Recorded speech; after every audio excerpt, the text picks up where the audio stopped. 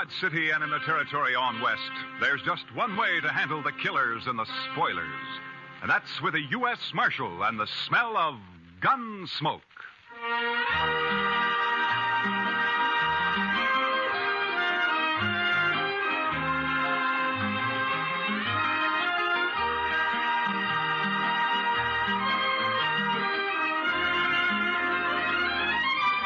Gunsmoke, starring William Conrad.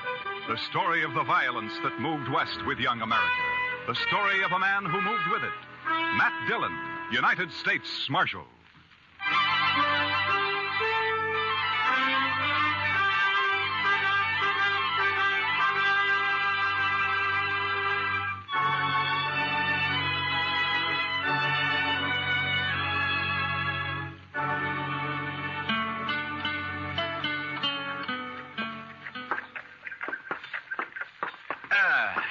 You know, Chester, a morning like this makes a man glad to be alive. Oh, it's a fine one, all right, Mr. Dillon. Yeah.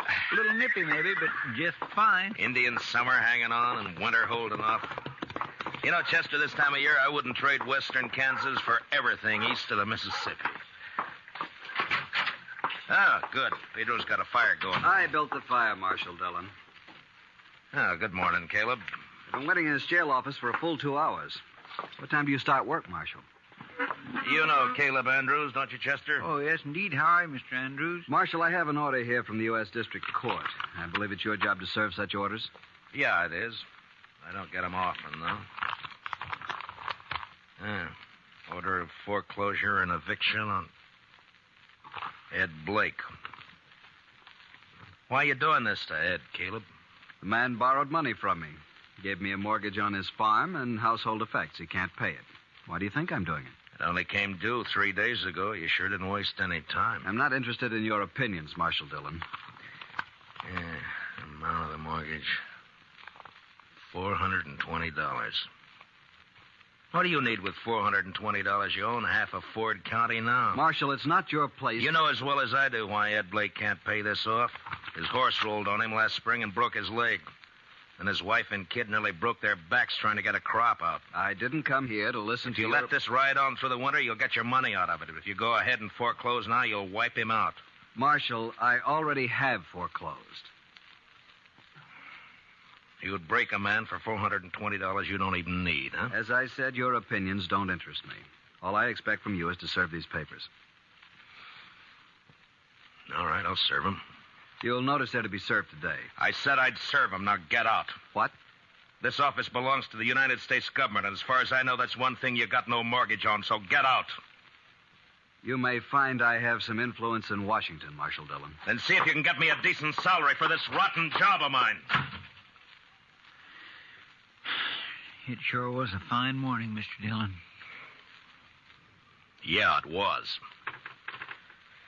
All right, Chester, let's saddle up.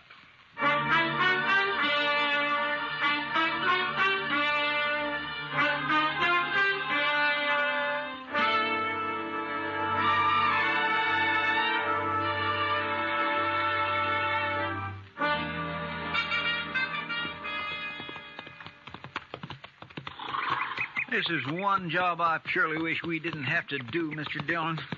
Yeah. My, this sure is a nice farm.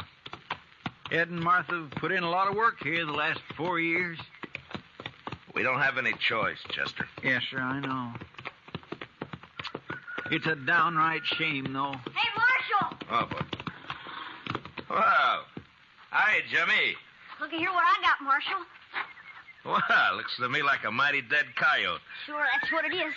He's been killing my chickens, so last night I hid out behind the barn. Yeah? I got him with one shot, Mr. Dillon, and there wasn't even a full moon. Well, that's fine, Jimmy. Matt Dillon, how are you? Oh, good morning, Martha. And Chester, too. Miss Blake? Well, I'm glad to see you. Get down, come on in. Oh, thank you. Jimmy, now that you showed that thing to Mr. Dillon, take it away somewhere. All right, Mom. He sure is a big one, ain't he, Mr. Dillon? Yeah, about the biggest I ever saw, Jimmy. He's real proud of those chickens of his. He's done fine with them. Well, here I am, though, keeping you standing out here in the yard. Come on, let's go inside. Well, we really can't stay, Martha. Oh, nonsense. You don't get out here once in a coon's age. Yeah, I know, but you And see... you're just in time. Your favorite dish, Matt. I was about to take it out of the oven when you rode up. Cornbread. Buttermilk cornbread, huh? That's right. Ed's not here, but you will say, won't you? Well, Martha, I'd like to, but, well, we just can't, that's all. The thing is that, you say Ed's away? Yes, he's in town. Matt, you're not yourself. What is it? Well, I suppose I ought to talk to Ed about this, but maybe it'll be better if he hears it from you. Here's what? Martha, I got a court order here. It has to do with that mortgage of Caleb Andrews. It's an order of foreclosure and eviction and sale. No. Oh, no. Here it is. We were so sure he'd extend it. He knows what happened, why we couldn't pay it. We were sure he'd extend it. Well, he won't. I talked to him. Matt, how long before we have to get out? 5 days. So soon. You were right, Matt.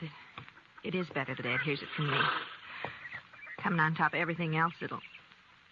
Well, I can't let it break him. I just can't let it break him. Martha, if there's anything I can do, you let me know, huh? Matt, I don't blame you for this. I understand. Well, come on in now and have some cornbread with us. Well, I couldn't. I'm sorry. Thank you anyway, Martha, but I just couldn't.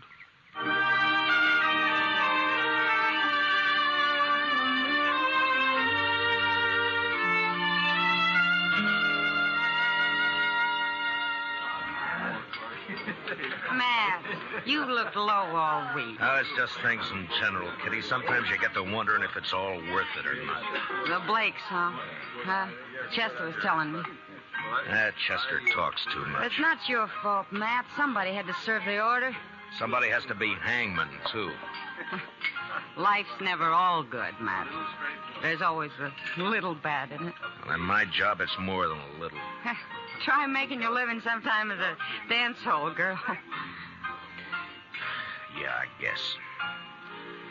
But when you gotta go out and boot somebody like the Blakes off their land and out of their home, then you start wondering what's right and what's wrong, that's all. Well, if you find out, Matt, let me know. I've always... Oh, there you are, Marshal. I stopped by the jail. Well, all right, Caleb. What's on your mind? That Blake family, Marshal, they were supposed to vacate today. Well, they haven't done it. I rode by there a little while ago. According to the court order, they got until sundown. But they haven't made the slightest preparation to... Marshal, I believe I'd prefer to discuss our business elsewhere than in the presence of this... Easy, Caleb. Matt, I'll go. Caleb, you're going to apologize to Miss Kitty right now. No. Apologize? If you think I'm going to apologize to this cheap little baggage who's in it... Matt, you shouldn't have done that. Finnegan, take him outside and throw some water on him. Yes, sir, Marshal. Why not, Kitty? He had it coming to him. He'll do everything he can to hurt you now. He'll take it out on the Blakes, too. Yeah, maybe. Look, Kitty, I just got an idea. I'll see you later. All right, Matt.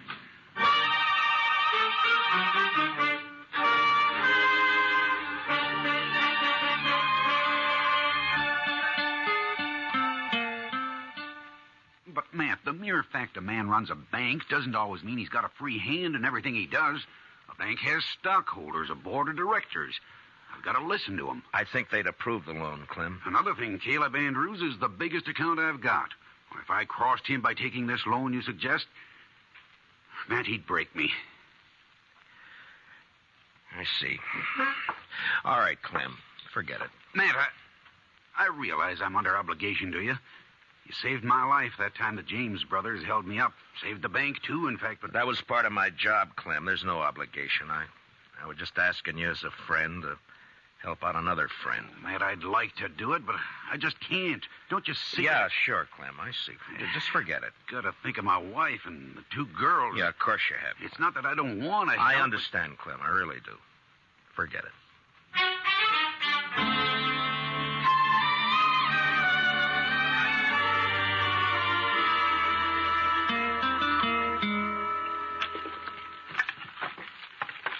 There. That ought to hold it a while. That fire feels kind of good, Mr. Dillon. It's getting chillish out tonight. Yeah, I guess we better have Pedro lay in some more wood. Yes, sir. When winter sets in, it always makes you feel good to know you got a warm place to hole up. Be mighty rough not to have a... not to... Yeah, I was thinking of the same thing, Chester. You suppose they vacated this afternoon? I don't know. We'll ride out there in the morning and find out. Sure is a shame. It's just too bad that... Come in. Can we bother you, Matt? Ed! Oh, come in, Martha. Well, hiya, Jimmy. Come on up to the stove, folks. Come on. Matt, the fact is that we kind of like to impose on you for tonight. We haven't got any place to go, no money. Wondered if we could sleep in the jail tonight. Oh, sure, Ed. Chester, would you get a fire going back there? All right, Mr. Dillon. And dig up some blankets out of the storeroom, huh? Yes, sir. Hey, want to come help me, Jimmy? Jimmy? Now, you go along with Chester now, boy. Go on. All right. He doesn't understand all this, Matt.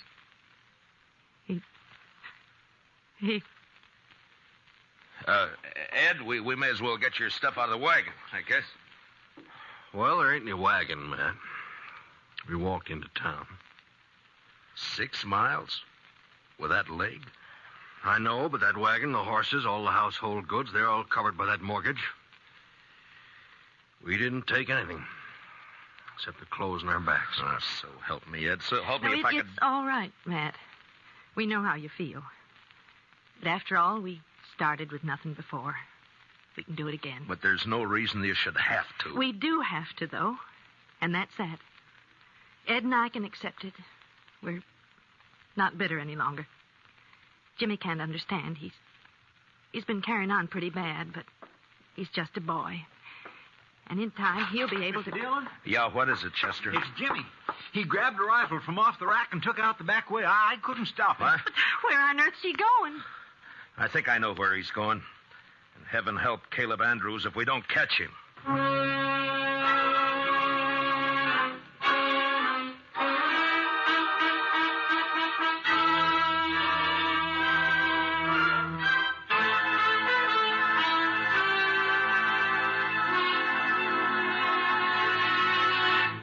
We will return for the second act of Gunsmoke in just a moment. But first, that widely traveled man of music, Mr. Vaughn Monroe, will land in Pottstown, Pennsylvania this Saturday night. The Moon Maids, the Moon Men, and the Monroe Ensemble will be on hand to enliven the session. Remember, tomorrow night and every Saturday evening, it's Vaughn Monroe and his musical caravan on most of these same CBS radio stations. Now, the second act of Gunsmoke.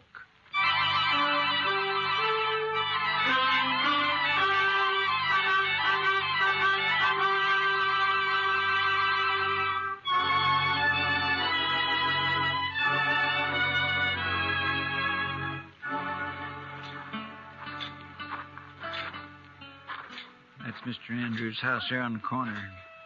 Looks dark, Mr. Dillon. Yeah, he may not be home. I sure hope he isn't. No sign of the boy around. Reckon he broke in the house, Mr. Dillon? Maybe. Anyhow, it's 10 to 1. This is where he headed for. His mother said he was real upset about it, and it's just like a kid. Chester? Hmm? There's somebody back of that tree up there on the left. Yeah. Think it's him? I don't know. Just keep on walking. Yeah, it's him, all right. I can see the moonlight on the rifle barrel. Will we try to rush him, Mr. Dillon? Well, not unless you're thinking of suicide. I'm going to talk to him, Chester. Jimmy? It's me, Matt Dillon. Go away, Mr. Dillon.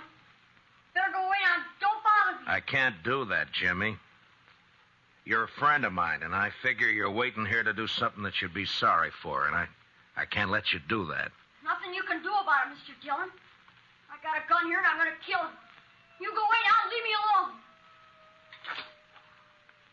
Jimmy, I know how you feel.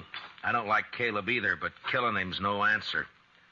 You folks feel bad enough already. Think how it would hurt him if you did. Stop, Mr. Dillon. I'll stay where you are. Don't come any closer. I have to, Jimmy. It's my job. So if you're going through with this, I guess you'll have to kill me first. No, Mr. Dillon. Now stay back. I'm sorry, Jimmy. I don't have a choice. But you do. No. I couldn't shoot you, Mr. Dillon. You know that. Sure. I knew you couldn't. I kept waking up nights and hearing Mom crying. Dad would sit up all night without the lamp lit, no fire, not saying anything, just sitting. Easy now, Jimmy. Why is he doing it to us, Mr. Dillon? Jimmy, listen to me. Will you do something for a friend? Yeah. If you say so. All right. Then take that rifle back to the jail and put it in the rack and go to bed. Now, you promise? Yeah. I promise, Mr. Dillon. I'm sorry, and I'll do like you say. You're all right, Jimmy. Good night, son.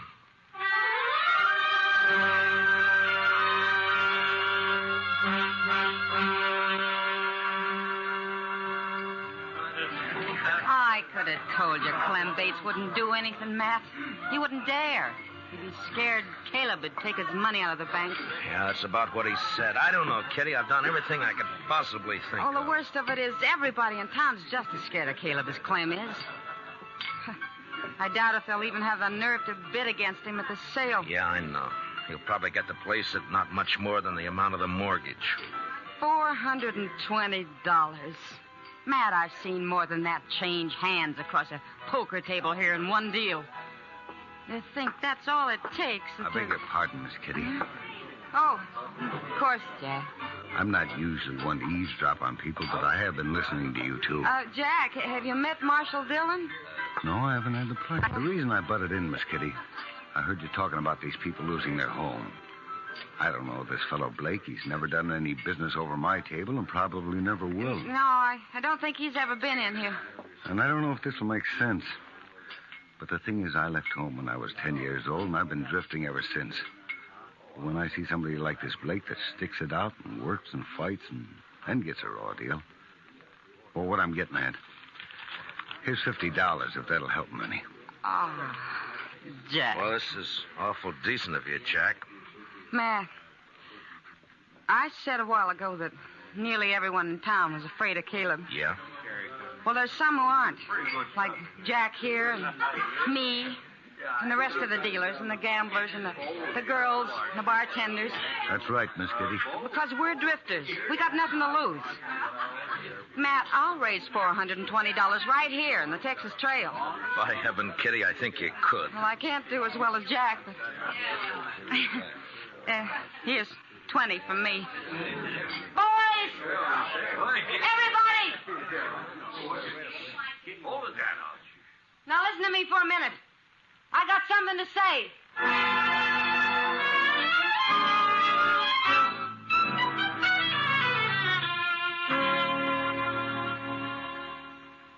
He's sure taking his time getting here, Chester. Well, I told him what you said, Mr. Dillon. Well, that ought to bring him on the run, if anything will. Anytime Caleb figures he's about to lose $1 or $2, it's hitting him where it hurts. The Blakes turned in for the night? Yeah, I guess so. It's been quiet back there for the last few. Marshal, what's this all about? Well, shut the door, Caleb. We're trying to keep it warm in here.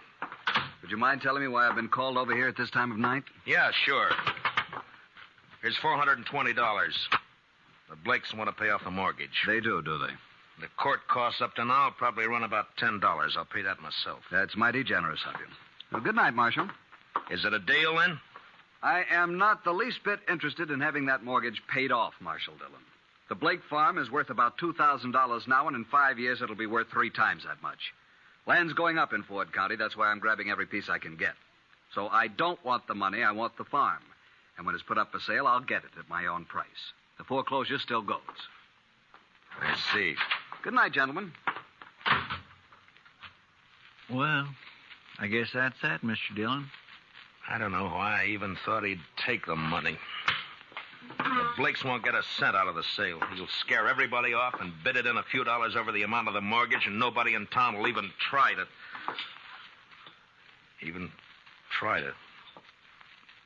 Try to what, Mr. Dillon? Chester, I'm going over and wake up Clem Bates. I got an idea, and if it works, we'll hold that sale at noon tomorrow. That's pretty short notice to find an auctioneer. I don't need an auctioneer, Chester. This one I'm going to run myself.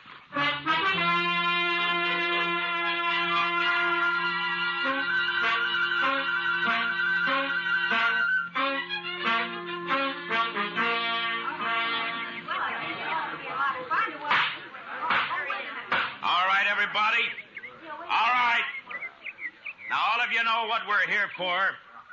This is a foreclosure sale of the property and household effects of Edward and Martha Blake, ordered by the court at the request of that fine-spirited, good-hearted public benefactor and friend and neighbor of us all, Caleb Andrews. Marshal Dillon, I refuse to tolerate this. Caleb, I think we better get one thing straight right now. The law tells me I got to conduct this sale, but the law doesn't tell me what I got to say while I'm conducting it. Get on with it. Get on with the sale. All right. Now, the first item I'm offering is a breadboard. Ms. Blake tells me she's used this for nearly 10 years. That's a lot of loaves of bread, a lot of years. As you can see, it's pretty badly battered up. I doubt if it'd be worth much to anybody unless they were used to it. Suppose we started at 50 cents. Is there anybody here low enough to bid 50 cents for Mrs. Blake's breadboard? How about you, Caleb? I'm not interested in the item. Get on with the sale. Anybody else? No? All right, then. The second item. It's a crib. Now, you'll notice it's handmade. Rough construction. Never been painted. And it's been well used. Ed built it himself 12 years ago, just before Jimmy was born.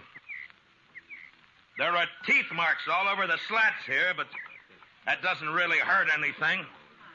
There are Marshal Dillon, may I suggest you lump the household effects together and offer them as one bulk item? I'm sorry, Caleb. I'd rather offer them one at a time. Yes. Unless, of course, you'd care to waive all claim to the household effects and withdraw them from the order of foreclosure. I waive the claim. The household goods are withdrawn. Now get on to the house and land. So ordered. Now, the item offered is 160 acres of tillable land, a 4-room house, and a barn.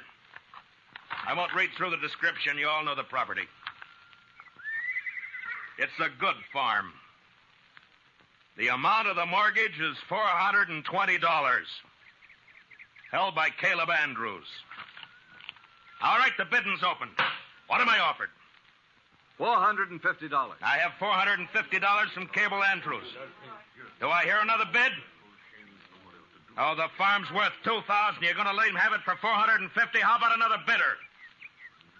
Mr. Dillon? Yeah, what is it, Chester? Well, I've been thinking some lately of getting me a little place like this and settling down. I'll bid $1,000. I have $1,000. Do I hear another bid? It's a trick. He doesn't want this place. $1,000. Going once? $1,200. Caleb Andrews bids $1,200. What do you say, Chester? Well, sir, I think I kind of like this farm. $1,500. This is ridiculous. The bid is $1,500. Going once. Going twice. $1,600. $1,600 from Mr. Andrews. Chester? $8,420. He never had that much money in his whole life. Do I hear another bid? Oh, what do you say, Caleb? Do you think I'm a fool? Going once, going twice, Sold to Chester Proudfoot for $8,420. The buyer will come forward and complete the sale. Don't you worry none about me, Mr. Andrews. I got it right here. There's $8,000 in $500 bills, and here is the $420. Where did you ever get that much in cash? Well, I save my pay, Mr. Andrews. Then, of course, I drink just mostly beer. It adds up after a while. Caleb, I guess $420 of this is yours. And that takes care of the mortgage. Well, Ed, looks like you made a pretty fair profit on the place. A lot better than I expected. Here's your money. Thank you, Matt. But I tell you, I'd still rather have the farm than the money. Well, now, I've been sort of thinking it over, Mr. Blake. Maybe I kind of lost my head. But when you come right down to it, I don't know what I'd ever do with a farm, so if you'd like to buy it, I'll take a $420 loss and sell it back to you for $8,000 cash. Done. Here's your money. This is unheard of. They can't do it, Marshal. Well, as far as I know, there's no law against a man selling his own property. Now, the way I see it, Mr. Andrews, is right this minute you're a trespasser on my property. Come on, let's go. Let go. Hey, Gracie, who do you think you're landing? Chester, you better get that $8,000 back to the bank. Clem Bates is probably worrying himself into a breakdown for fear somebody will find out that he let us have it. All right, Mr. Dillon, I'll see you in town later. Yeah. Oh, Matt, I don't know how we can ever thank you for what you've done. Not me, Martha. Thank the bunch that work at the Texas Trail. You know, they're bums and drifters, most of them. But when Kitty told them the story, they really came through. We'll pay it back, Matt, every cent of it. And, well, that girl, Kitty, I guess I've said some hard things about her in the past, but... Matt, will you ask her to come out to dinner some afternoon? What? I'd like to thank her myself. Sure, Martha. I'll ask her. And I think she'll appreciate that more than you'll ever know.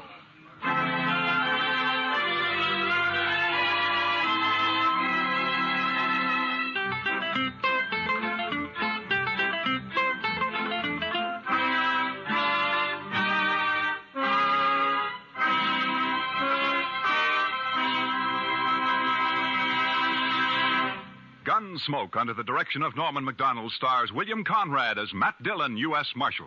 Tonight's story was specially written for Gunsmoke by Les Crutchfield, with music composed and conducted by Rex Corey. Featured in the cast were Harry Bartell, Paula Winslow, and Richard Beals, with Joe Duvall, Lawrence Dobkin, and Jim Nusser. Parley Bear is Chester, and Georgia Ellis is Kitty. Gunsmoke is heard by our troops overseas through the facilities of the Armed Forces Radio Service. Join us again next week as Matt Dillon, U.S. Marshal, fights to bring law and order out of the wild violence of the West in Gunsmoke. Here's a suggestion for Saturday listening. Fun for All, starring Bill Cullen and Arlene Francis, and John Reed King's great show, Give and Take. Hear them tomorrow on CBS Radio.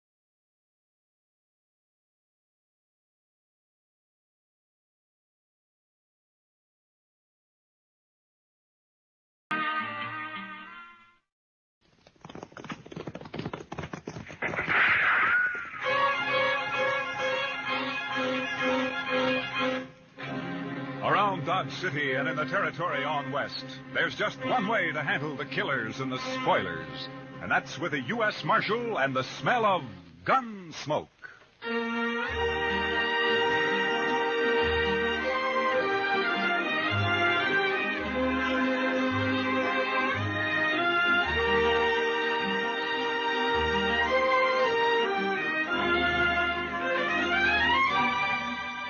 Gunsmoke, starring William Conrad.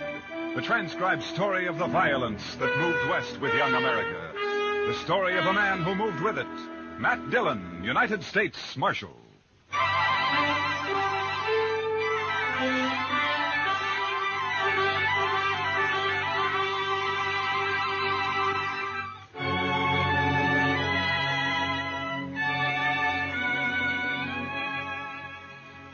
A stranger named Joe Beaudry killed a man in Dodge and then got on his horse and rode 90 miles northwest. He made it across the Smoky Hill River before his horse played out and fell behind a small knoll. Beaudry put a knife in him and settled on to wait. Half-hour later, he shot my horse out from under me and crippled Chester's with a slug in the shoulder. And then he gave up. He just threw down his guns and walked toward us across the prairie, his hands in the air. You think it's a trick, Mr. Dillon? I don't know, Chester, but if he makes a move, I'll kill him. Yes, sir.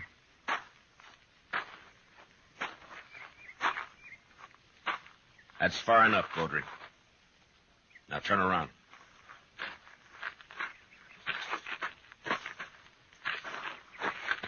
I ain't armed, Marshal. No. You know, I'm curious, Beaudry. Why didn't you shoot it out?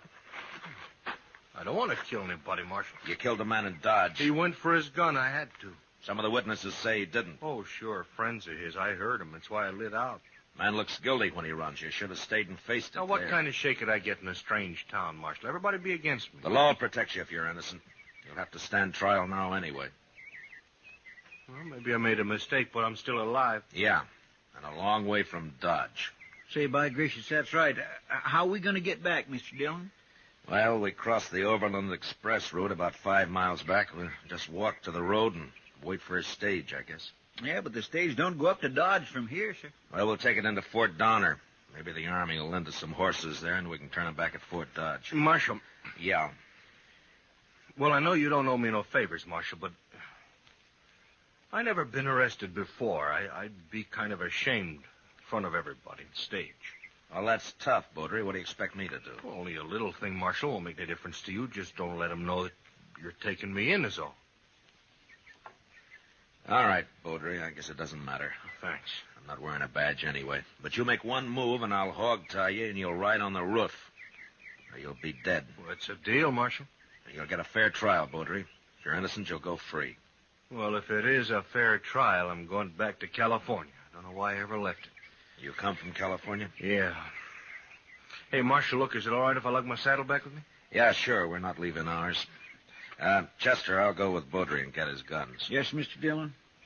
I sure do wish you'd stop closer to the stage road, though, Beaudry. 5 miles is a long way packing a saddle. Go take care of your horse, Chester. Let's get out of here. Yes, sir. It's a doggone shame, though. That was a mighty good horse. Come on, Beaudry.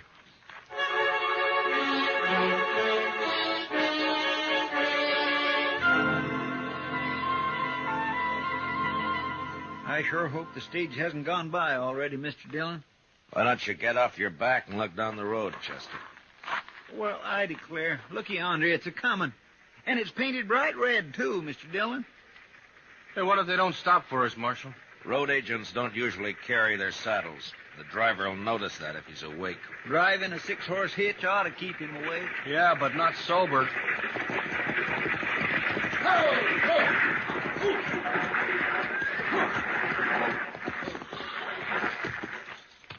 That's a shotgun the messenger's holding. He doesn't need it. We want to ride, that's all. Where's your horses? Marshal, please, you remember what you said. We lost them. You don't look like greenhorns to me. It can happen to anyone. That's good. The one in the middle ain't even armed. Pick 'em up, Hank. All right, Berryman, it's your treasure box. How far are you going? Fort Donner. It's about 60 miles to Fort Donner. You're crowding us. That'll be 15 cents a mile. 15 cents. How much is that, Mr. Dillon? About $9, Chester. $9 apiece, that is, and payable right here. All right. It's high, but I can't argue with you now. Here you are. 20, 5, 6, 7. All right, mister. Get in. I don't know how the passengers are going to like this, though. You got room for a couple more in here? Anybody can't keep his horse ought to walk home. There's room for 2, maybe, but not 3. Oh? Take a look for yourself, mister. Yeah, I guess you're right. Chester? Oh, now, sir, I can't. I don't want Beaudry on top. You'll have to get up there, Chester. Well, I guess you're right, sir. But I think you fellows ought to charge us less if I can't ride inside. The Overland stage guarantees a ride, mister. Comforts the passengers' problem. Get in, Beaudry. Yeah. Now get fixed somehow. You've held us up long enough. Give me a hand.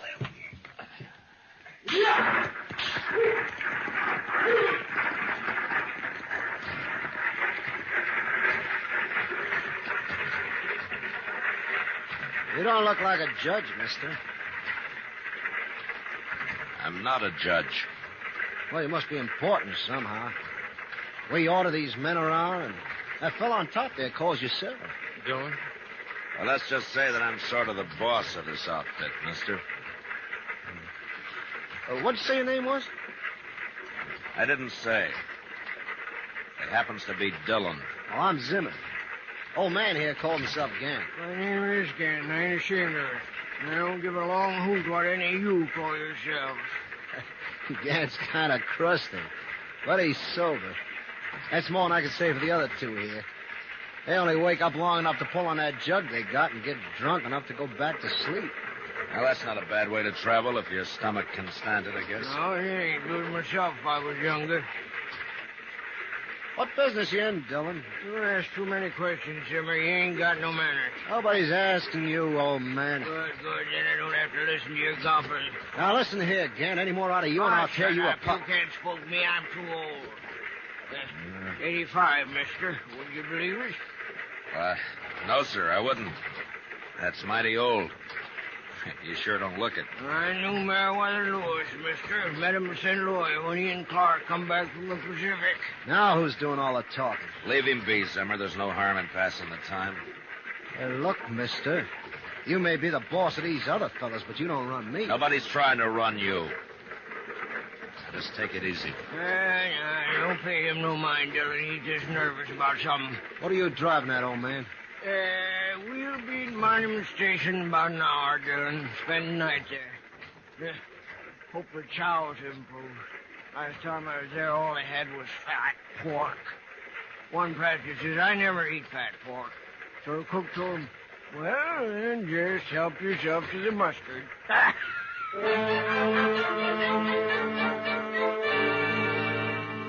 Monument Station was a long, low hut made of sun-dried, mud-colored bricks with a flat roof thatched and then sodded. The one building served as an eating room in the daytime and a bunkhouse at night. There wasn't much air inside, and after dinner, fat pork and mustard, Chester, Beaudry, and I went out to the corral for a smoke. My gracious alive, I hate to think of sleeping in there. All those men, why, a fella could suffocate. And I'll bet that stock tender hasn't washed himself since he left home. He said he washed his blankets anyways, just this morning. Yeah, sure. You know how? He spreads it on an anthill for a couple of hours. Oh, well, that's settled it. I'm sleeping outside. All right, Chester. We just don't get too cozy. Half the night you're standing guard over Beaudry here. I'll watch him the other half. Well, I'm not going to run away, Marshal. You ran once, Beaudry. All right, I'll tell you something, and maybe you'll trust me a little then. Tell me what? Would you like to know who Zimmer is? Zimmer? He that real testy fella? I don't like him at all. He's always on the prod about something or other. Wait a Just minute, little bit Chester. ago, Wait a minute. What about Zimmer, Beaudry? His real name is Chess Rhine. So? Well, at least that's the name was under his picture. Well, where was his picture, Beaudry? Well, in California, tacked onto a pole. Go on. Well, I think the reward was $500. Of course, I ain't certain. You sure it was his picture? Yeah, then? Marshal, I'm sure. Heard a lot of talk about him in Sacramento just before I left. What kind of talk? Well, like one time he rode in a stagecoach as a passenger, and he was peaceful enough until some fellows on horses, they stopped that stage in a canyon somewheres, and then this here Chess Rhine, he pulled a gun on the other passengers, and he disarmed them. whilst the boys outside unloaded the treasure box. They had an extra saddle horse along and ride. He rode off with them. That's the way I heard it. Seems to me he went to a lot of trouble. Sometimes the passengers give road agents as much fight as the driver and messenger, Chester. They feel safe because they're inside. Yeah, and that's what Chess Ryan figured. What, are you going to arrest him, Marshal? I can't arrest a man without cause, Baudry. You may be telling the truth, but I don't know that for sure. I can check on Zimmer when we get to Fort Donner, but all I can do to Lynn's keep an eye on him. Well, this stage will be robbed long before it gets to Fort Donner, Marshal. Yeah, maybe, but not without a fight. Thanks for telling me, Baudry, and for your sake, I hope it's the truth. If it isn't, you're going to be in more trouble than you are now. All right, keep an eye on him, Chester. I'll be back in a few minutes. Yes, sir.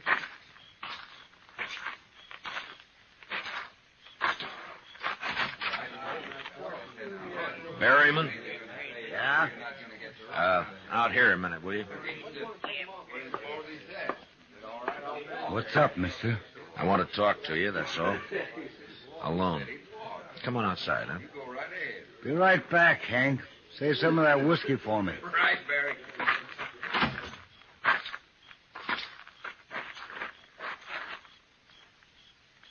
What's on your mind, mister? How long you been an express messenger, Berryman? 2 years? Not that it's any business of yours. Did you run into any trouble in that time? Some? Why? I just want to know if you can handle yourself, that's all. You want to find out? Look, Berryman, you know my name. It's Dillon. I'm Matt Dillon. I'm the U.S. Marshal out of Dodge. Dillon. Yeah, I think I remember seeing you there. Good. Now tell me this. You carrying much in that treasure box of yours? The messenger who brought it as far as Pond Creek said it was $50,000, unsigned currency, mostly. Mm-hmm. Something up, Marshal? Well, maybe. Tell me, what's the best place for a holdup between here and Fort Donner? Well, Willow Bend, I expect. Man on a horse could keep hidden there till we were right on top of him. All right, tell the driver to whip those horses through Willow Bend as fast as they'll go. Chester will be on the roof to help you, and I'll sort of organize the passengers inside. Well, now, if there's going to be a holdup, Marshal, you Well, should... I don't know, but we'll play it safe. And, by the way, Berryman, don't let on inside there about this, huh? Or, who I am. All right? Okay, Marshal. Thank you. Good night, Berryman. Night, Marshal. Oh, Marshal. Yeah? We got a jug of station whiskey inside if you want a drink. I don't think it'd do much good. I've heard of that stuff freezing solid on a cold night.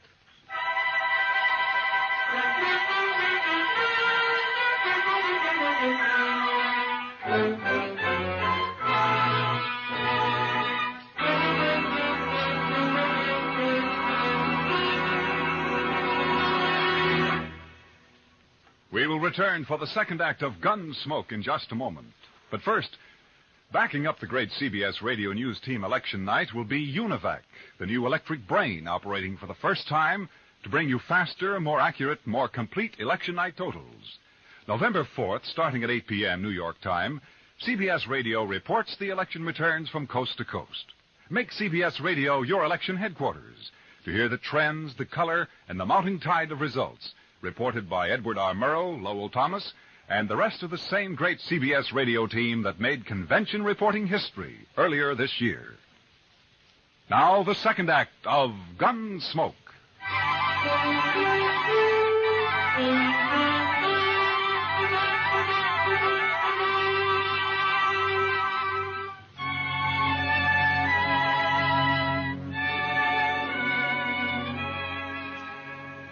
Next morning, just after sunup, the stage left Monument Station.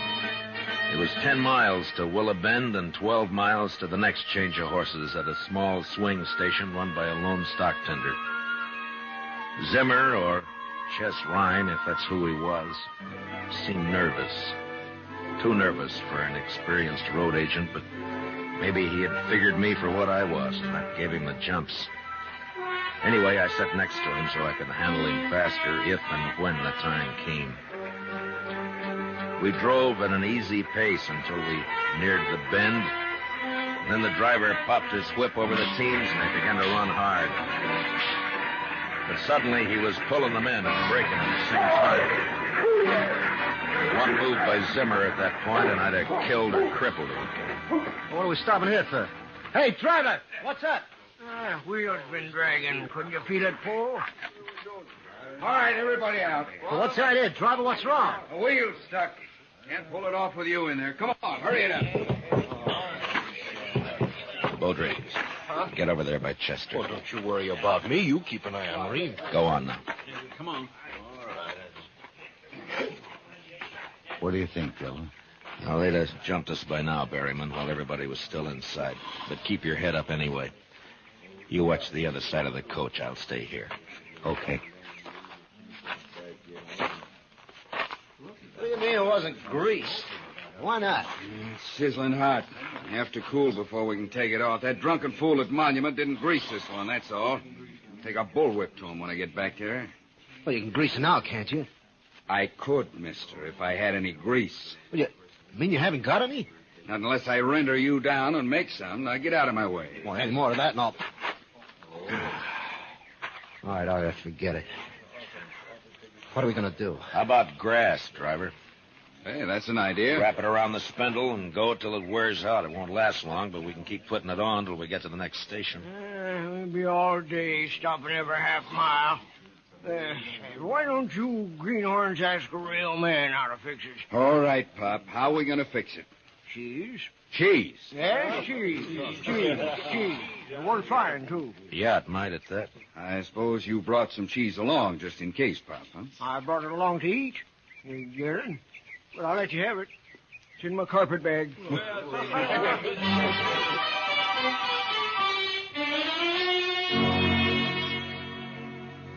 Old Gant's cheese worked fine, and we left Willabend without more trouble. I began to figure Baudry for a liar, but he just sat there, staring out at the prairie, and said nothing. A few miles further on, as we approached the swing station, I heard a shout from the messenger, and then Baudry pointed ahead, and I leaned out to take a look. The station was a small one-room adobe hut with the usual corral at the rear, but there wasn't a horse in sight. And out of the two windows facing us poured thin streams of white smoke. As the stage pulled to a stop, I saw two arrows embedded in the half-open door. Come on, look at them arrows. Wait a minute. Let me take a look in there. Let's all take a look, Zimmer. Where's the stock tender? They kill him? They tried to fire the place, but it just smoldered. Who are those two men? I don't know. But this one's still alive. Well, that's the stock tender. But who are those two? Never mind them. They're dead. Scalp. Indian sure must have surprised him. Sneaked right up. All right, Berryman, let's get the stock tender out of this smoke. Take his head there. Yeah. They scalped him, too. And he ain't even dead. Never mind that. Just pick him up easy.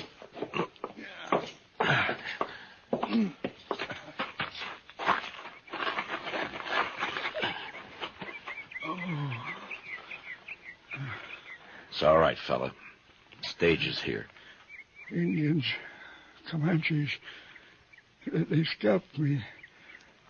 Never even heard them. Ask him who those other men were. What were they doing here? Leave him be. The man's dying. Water. Give me a drink. Chester, get the water bag. Yes, sir. Can't you let the man alone, Dillon? Scalped 3 men and stole the horses. That's Comanches for you. Here's the water, sir. Oh, thanks. Here, fella. Here now. Take a drink. There we go. Road agents. Those two, they held me up. They said they'd hide till the horses were unhitched. And then hold up the stage. Had a partner on the stage to keep the passengers out of it. What was his name? Their partner, I mean. Put my head down, mister. It's bubbling over. The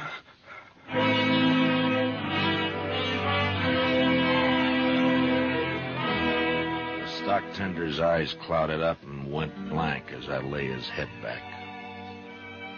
And then there was a scuffle behind me, and before anybody could move, Zimmer grabbed Gant, and using him as a shield, he walked backward toward the stage. The old man stopped struggling when he felt Zimmer's gun in his back, and the rest of us just stood there watching, helpless. First man draws a gun, Gant'll die. You gave yourself away, Chess Ryan. Take it easy, man. Take it easy. This fool's nervous. Shut up. You, driver. Lead those teams down the road a piece, and then come back here. Yan and I'll take the stage alone. Come on. You better do what he says, driver. He's scared enough to shoot. Yes, I better. Come on. Come on. What are you stopping for? Take him 50 yards down there. Can't do it. That wheel's froze up again. He ain't going anywhere at that stage. Might as well give up right now, you young fool. I never did like you, Gant. Ryan, listen to me. You've made your play and you've lost. If you give up now, the charges will be attempted robbery. If you don't, they'll probably turn into murder. Who are you anyway, mister? I'm a U.S. Marshal. Well, you're not arresting nobody. Not unless you want Gant dead. You make a move and his blood will be on your hands, Marshal. You can't hold him there forever, Ryan. The stage going west passes through sometime today. What'll you do then? He's right. That stage passes this station about noon. I drive it myself half the time. I'll think of something. First, I want all you men to unload your weapons. Line up and throw them in a pile there. One at a time. Would you even start to try anything, and I'll blow a hole in the old man. You think you would, Mr. Dillon? He's so nervous now, it's a wonder he doesn't do it by accident, Chester. I get going, don't stand there. One at a time now. And use 2 fingers to do it. All right, man, you better do as he says. Now? Go ahead. Easy.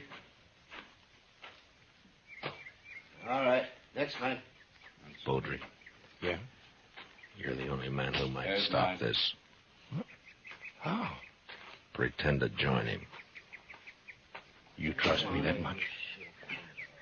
I have to. Okay, All right, easy now. 2 fingers. All right. Next man. Ryan. Hold it right there, Poultry. Well, I'm not armed, Ryan. Look. But you know why? Too yellow, maybe. Oh, the marshal's got my gun. I'm under arrest. He's taking you in, is that it? He was, till I woke up just now. I killed a man in Dodge, Ryan. They want to hang me for it. Now, Beaudry, we told you you'd get a fair trial, Chester, and what's more... shut up. Yes, sir. Well, look, you haven't got much chance alone, Ryan. But you and me, we can disarm these men, throw away their guns, and ride off on those horses without the coach. You do that, Beaudry, and I'll quit my job and run you down if I have to chase you all the way to Oregon. I couldn't show up in Dodge after this anyway. Well, I'll be watching for you, Marshal. It beats hanging. Well, how about it, Ryan? Make a fool out of Dillon, huh? I like that. All right, pick up a gun, Beaudry, and get over here. I'm warning you, Beaudry. Sorry. I figure I'll live longer this way, Marshal. Here. You hold the old man, Beaudry. I want a free hand. Yeah. I'll kill Gant quicker than Ryan would. If any of you men try anything. You heard him. Now, let's get this over with. Fast. Ryan, I want to tell you something. That's far enough, Marshal. All that... That gun in your hand, Ryan, you better keep it on me. You even glance at Beaudry, and I'll draw and kill you. What are you talking about? You shoot me, and Beaudry will kill you from behind. What? That's right, Ryan. Gant, you walk back over towards the hut so he can see I'll let you go.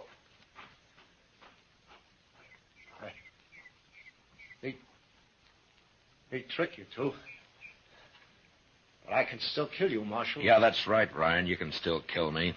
But I'm paid to die. I settled that in my mind when I took this job. It's only a matter of time. But what about you, Ryan?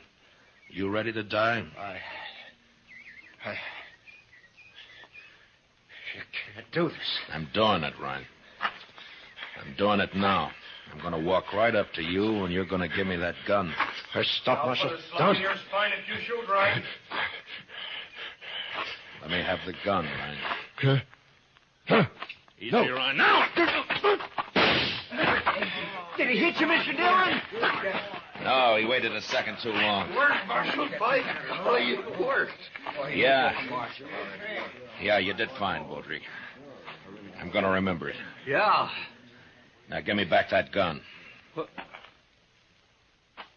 You still gonna take me in? Of course. No, that don't seem fair, Dillon. I'm only a marshal, Baudry, not a judge. Oh.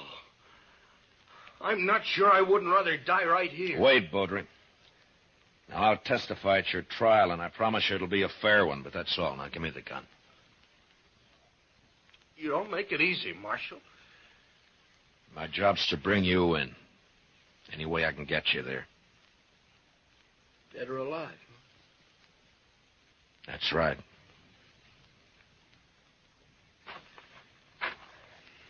Here's the gun. Thank you.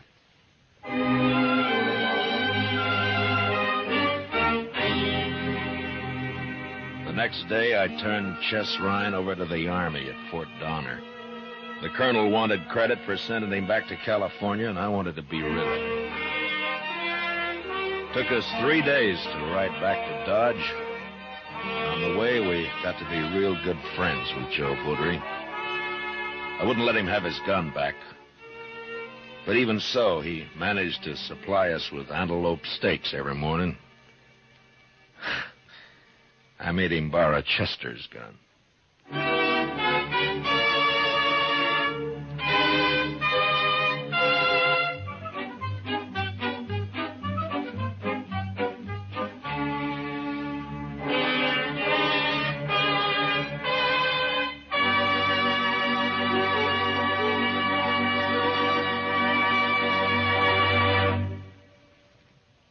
Gunsmoke, transcribed under the direction of Norman MacDonald, stars William Conrad as Matt Dillon, U.S. Marshal. Tonight's story was specially written for Gunsmoke by John Meston, with music composed and conducted by Rex Corey. Featured in the cast were Lawrence Dobkin and Lou Krugman, with Vic Perrin, Junius Matthews, Jim Nusser, and Ralph Moody. Parley Bayer is Chester. Gunsmoke is heard by our troops overseas through the facilities of the Armed Forces Radio Service. Join us again next week as Matt Dillon, U.S. Marshal, fights to bring law and order out of the wild violence of the West in Gunsmoke.